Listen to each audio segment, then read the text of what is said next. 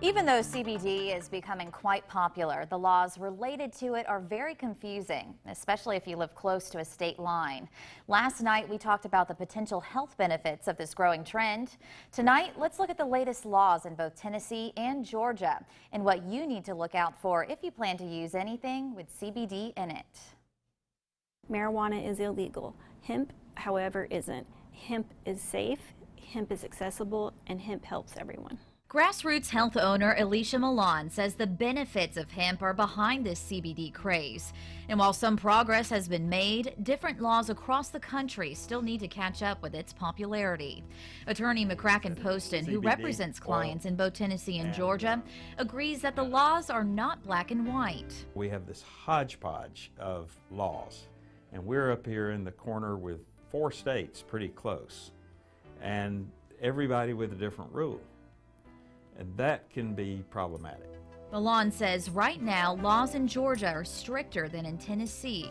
The ability to not purchase flower in the state of Georgia directly impacts those with PTSD, like veterans. It disparately impacts them because they need something that provides immediate relief. Smoking hemp in the flower form gives immediate relief for symptoms of PTSD and anxiety. Despite those restrictions, earlier this month, Governor Brian Kemp signed the Georgia Hemp Farming Act, or House Bill 213, legalizing growing hemp with a license, like in Tennessee. CBD oil is still not a defined term in Georgia law. We're told hemp products generally can't have more than 0.3% of THC when produced in compliance with the Hemp Farming Act. That seems to me very burdensome for anybody trying to figure out, are you going to have to test every bottle that somebody has with them? That's going to take up time at the labs. Or are you going to rely on the label? Or are you going to require that it be in the label, even though it's not a prescribed thing? So we're going to have a lot of growing pains, no pun intended, for this under this law. As for Tennessee, Milan says it also has to meet a state standard of having 0.3% or less of THC. That's really important in all of our products. Any person that purchases any sort of products in the state of Tennessee should be able to talk to the person they're purchasing their product from and receive a lab report or verification that the product they are purchasing does not contain over the legal limit of THC.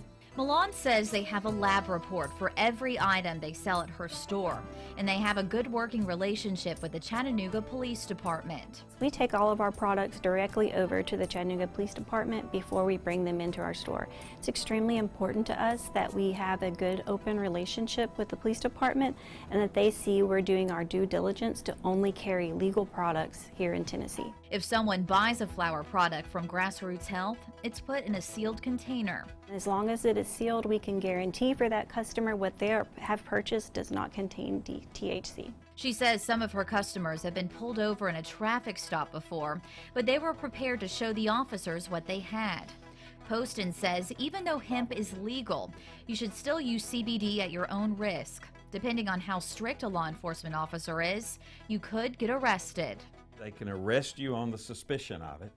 You can have, we used to call it rock candy when we were kids. It's just like basically sugar, crystallized sugar. But an officer could see that and surmise that's crack or that's meth. And they could arrest you for suspicion of possessing crack cocaine or methamphetamine. It's candy from since the day you got it. You shouldn't have put it in that Ziploc bag, but it's candy all the way to the crime lab until they test it and that report comes back. You're charged with a felony. As CBD continues to become more popular, Milan says to be careful about what you buy and where you buy it. It's extremely important to not purchase your CBD on the internet. There are a lot of counterfeit products out there, and you need to go to a specific provider who can walk you through all the lab reports they have and verify that you are not taking a counterfeit product. Poston says he believes these hemp laws will eventually pave the way for legalizing marijuana. I think it's just something that people want. and they're coming up with very creative ways to get it. And if that's how it eventually pushes out, then that'll be the way it goes. And that seems to be what we're in the middle of now. If that happens eventually here in our state, great. If it doesn't, okay. We're still here to help people, and we'll be here regardless. Poston says until the laws become more consistent, if you have CBD or hemp, carry documentation with you, keep prescription bottles if they came in them, and don't share or sell the products.